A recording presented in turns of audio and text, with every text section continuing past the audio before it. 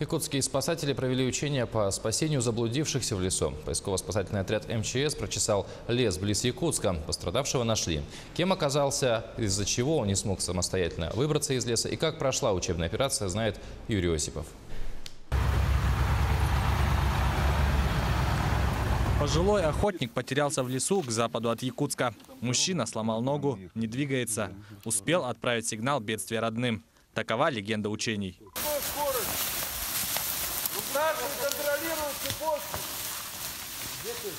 Через 1,5 часа после сигнала 20 спасателей прочесывают лес. Разбили базовый лагерь, провели совещание, обозначили квадрат поиска, искали линейным способом, отрабатывали в том числе работу в группе, со старшим группы и с координаторами групп.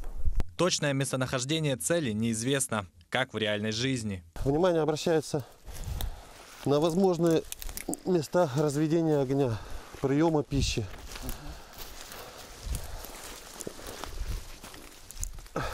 Был ли хромой человек? Если хромой, то он обязательно в какую-то сторону будет заворачивать идти.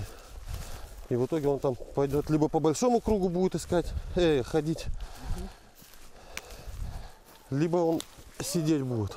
Охотника нашли в 4,5 километрах от базового лагеря. Теперь доставить пострадавшего в безопасное место. Мы сейчас отработали спуск пострадавшего при помощи альпинистского снаряжения, веревок по косой троллее. Спустили его на носилках. Внизу ребята приняли. Это в основном применяется вот, где там надо пострадавшего с высоты спустить.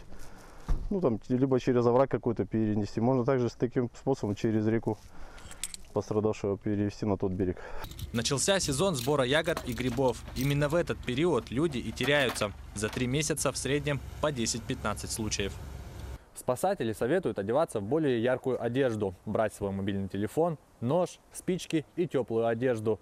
Если вы не способны сориентироваться на местности, то лучше оставаться на месте. Это облегчит спасателям поиски. Юрий Осипов, Виталий Абрамов, Якутск. К этому часу у меня все новости. Мы будем следить за развитием событий. Оставайтесь с нами.